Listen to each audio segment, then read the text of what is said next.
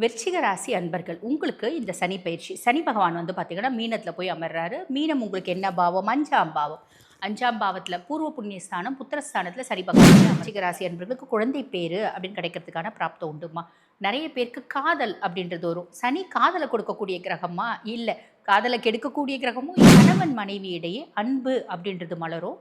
அதே மாதிரி பாசம், அந்த ஆழ் மனதளவில் வந்து பார்த்தீங்கன்னா எனக்கு அவங்கள ரொம்ப பிடிக்கும் அப்படின்ற ஒரு எண்ணம் அப்படின்றது வச்சுக்குமா. நீங்கள் முருகன் காலடியில் இருங்க, ஆட்டோமேட்டிக்காக உங்களுக்கு எது நல்லது நமக்கு தெரியாது, முருகனுக்கு தெரியும் இல்லைங்க, கொடுப்பான், கவலைப்பட வேண்டாம்.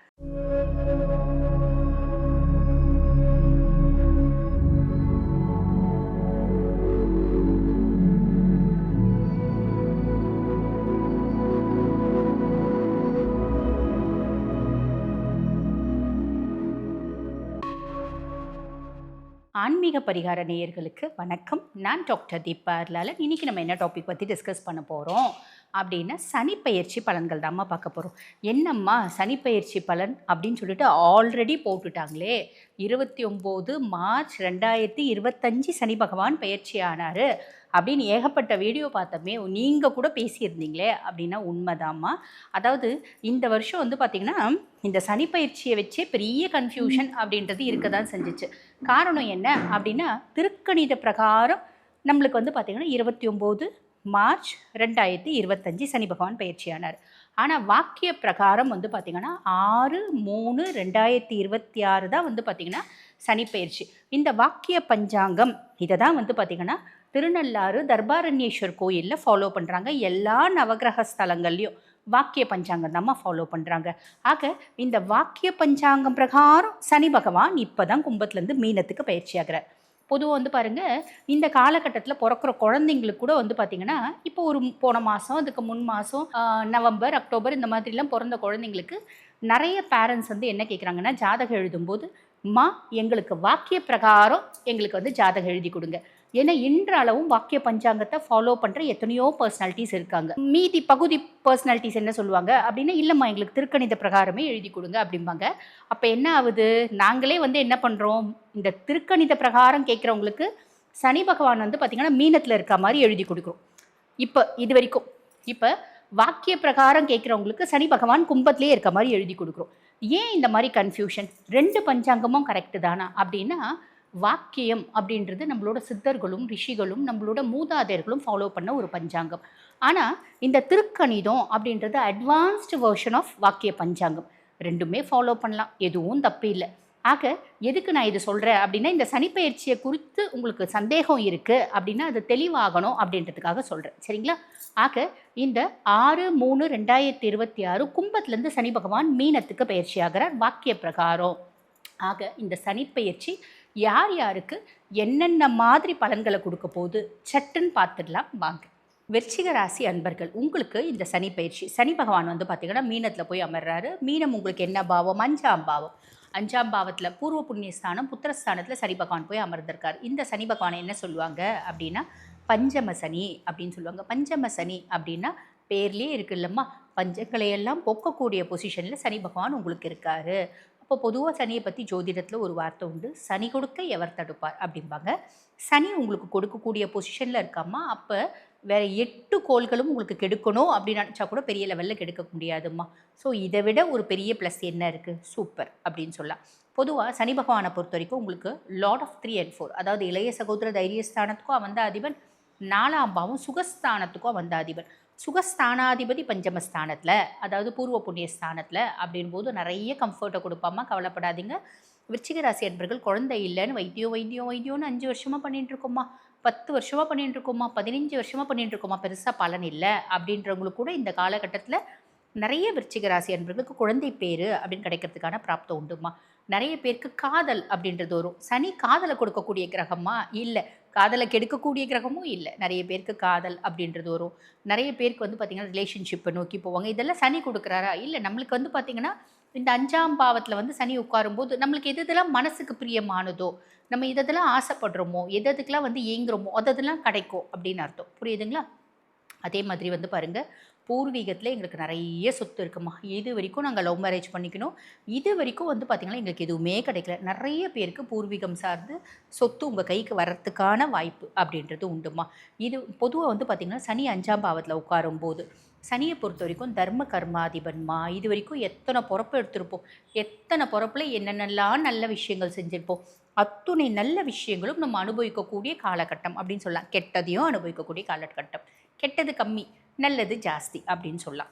சரி, அப்போ இதுக்கு மேலே நல்ல விஷயம் தானே இருக்குது. அதுக்கு மேலே வந்து பாருங்கள், சனி பகவானோட பார்வை 2, 7, 11ஆம் பாவத்தை பார்க்குறோம். 2ஆம் பாவம் தன குடும்ப வாக்கு ஸ்தானத்தை பார்க்கறதுனால குடும்பத்தில் உங்களுக்கு வந்து பார்த்திங்கன்னா தனப்பிராப்தி அப்படின்றது இருக்கும். நிம்மதி, சந்தோஷம், மகிழ்ச்சி எல்லாமே இருக்கும். யாருக்கும் பெரிய லெவலில் வாக்கு கொடுக்க வேண்டாம்.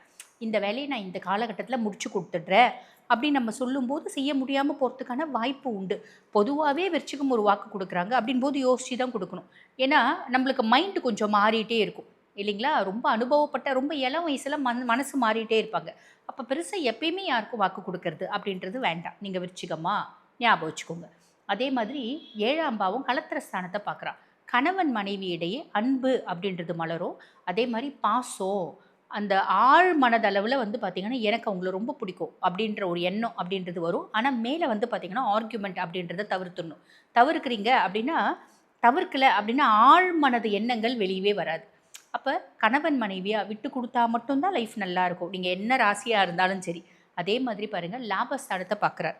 சனி பகவானை பொறுத்த வரைக்கும் எந்த அளவுக்கு ஹார்ட் ஒர்க் பண்ணுறீங்களோ அந்த அளவுக்கு பெருத்த லாபம் அப்படின்றது கொடுப்பாரு. ஃப்ரெண்ட்ஸ் ரொம்ப சப்போர்ட்டிவாக இருப்பாங்க. மூத்த சகோதர சகோதரிகள் சப்போர்ட்டிவாக இருப்பாங்க. ஃப்ரெண்ட்ஸ் கிட்ட அளவுக்கு அதிகமாக நம்பி ட்ராப் ஆகிறதும் வேண்டாம். மூத்த சகோதர சகோதரிகள் கிட்ட கொஞ்சம் வாக்குவாதம் அதுவும் வேண்டாம். கணவன் மனைவி இடத்தே வாக்குவாதம் அப்படின்றது வேண்டாம். பிஸ்னஸ் பார்ட்னர்கிட்டையும் பெரிய லெவல் ஆர்கியூமெண்ட் அப்படின்றது வேண்டாம். குடும்பத்தில் யாருக்கும் வாக்கு கொடுக்க வேண்டாம். ரொம்ப சிம்பிள். இந்த மாதிரி நெகட்டிவும் நான் சொல்லியிருக்கேன். சரி, அதுக்கு மேலே இது வந்து பார்த்திங்கன்னா விருச்சிக ராசி அன்பர்களுக்கான பொதுவான பலன். அம்மா, நான் படிக்கிற குழந்தம்மா, நான் வந்து 10th படிக்கிறம்மா, எனக்கு எப்படிம்மா இருக்கோ அப்படின்னு ஹார்ட் ஒர்க் பண்ணணும். சனி ரொம்ப ஃபேவரபுளாக இருந்தாலும் சனி வந்து பார்த்திங்கன்னா விதி கிரகம், அதுக்கும் மேலே அவன் வந்து பார்த்திங்கன்னா நீதிமான். நான் ஓரளவுக்கு ஹார்ட் ஒர்க் பண்ணுறேன் அப்படின்னா சனி பாஸ் பண்ணி விட்டுருவான், கவலைப்பட வேண்டாம். ஆனால் எதுவுமே தெரியல அப்படின்னா பாஸ் பண்ணி விடக்கூடிய கிரகம் சனி கிடையாது.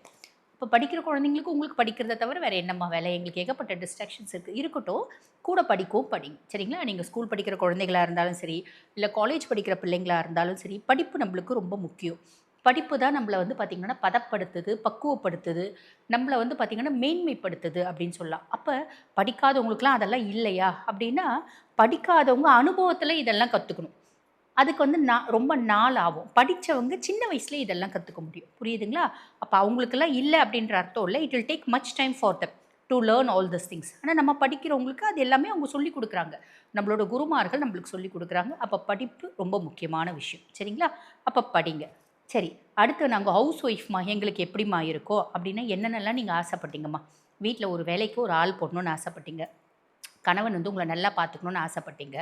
பிள்ளைங்க தொல்லை இல்லாமல் இருக்கணும்னு ஆசைப்பட்டீங்க. எதிர் வீட்டுக்காரங்க சந்தோஷமாக வாழ்கிறாங்க, பக்கத்து வீட்டுக்காரங்க சந்தோஷமாக வாழ்கிறாங்க, நம்ம வீட்டில் எப்பயுமே நிம்மதி இல்லையம்மா அப்படின்லாம் ஆசைப்பட்டீங்க இல்லைம்மா. நீங்கள் ஆசைப்பட்ட பல விஷயம் உங்களுக்கு நடக்கும்மா, கவலைப்பட வேண்டாம். உங்களுக்குன்ற மரியாதை கண்டிப்பாக கிடைக்கும். சரிம்மா. நாங்கள் வேலை செய்கிற லேடிஸு, எங்களுக்கு எப்படிம்மா இருக்கும், ஹையர் அஃபிஷியல்னால இருந்து வந்த பிரச்சனை பஞ்சாயத்து எல்லாமே மாறும்மா. அதே மாதிரி பார்த்திங்கன்னா நீங்கள் செய்யாத தப்புக்கு உங்கள் மேலே பழி அவசூல் அப்படின்றது வந்துச்சு பார்த்திங்களா, அதுவும் மாறும். இருந்தாலும் சேர்க்கையில் கவனம் அப்படின்றது வேணும், ஆரோக்கியத்தில் கவனம் அப்படின்றது வேணும், ஆன் தி ஹோல் விருச்சிகத்துக்கு. சரிங்களா. சரிம்மா. ஜென்ஸுக்கும் இதே தான் கணக்கு. இப்போ நாங்கள் வந்து பார்த்திங்கன்னா திருநங்கைகள் திருநம்பிகள் எங்களுக்கு எப்படிம்மா இருக்குது, உங்கள் பூர்வீகத்தில் உங்களை ஏற்றுக்கல அப்படின்னா இந்த காலகட்டம் ஏற்றுக்குவாங்கம்மா. பூர்வீகத்துலேருந்து, அதாவது அப்பா அம்மா தாத்தா பாட்டி கௌரவத்துக்காக உங்கள் ஒதுக்கி வச்சவங்களாம் இப்போ உங்களை வந்து மரியாதையை ஏற்றுக்குவாங்க. ஒதுக்கியே வச்சுருந்தாலும் உங்களை வந்து பார்ப்பாங்க. அது ஒன்று போதும் இல்லைங்களா உங்களுக்கு. அதே மாதிரி உங்களுக்கும் உரிமை அப்படின்றது உங்கள் வீட்டில் கிடைக்கும்மா. ஓகேங்களா. இது நல்ல விஷயம்.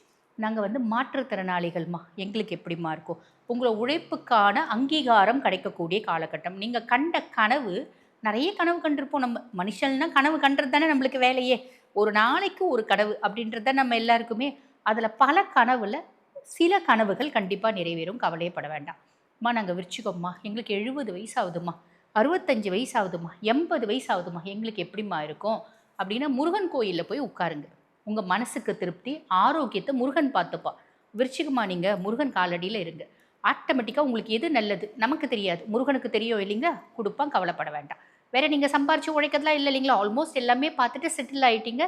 இப்போ ராமா கிருஷ்ணா கோவிந்தான்னு உட்கார்ற வயசு இல்லைங்களா, 80 வயசு 85 வயசுனா முருகன் காலம் பிடிச்சிடுங்க. முருகனை வழிபாடு பண்ணுங்க.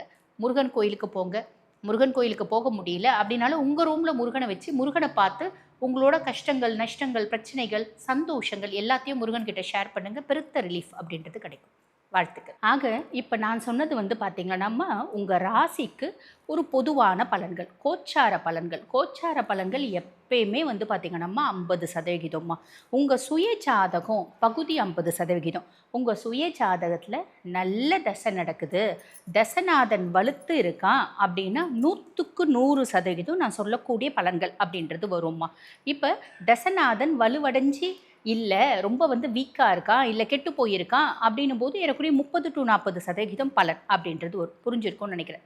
சரி, இப்போ இந்த பதிவை பார்த்துட்டு இருக்க நீங்கள் எங்களோட சுய ஜாதகத்தை நாங்கள் அனலைஸ் பண்ணிக்கணுமா?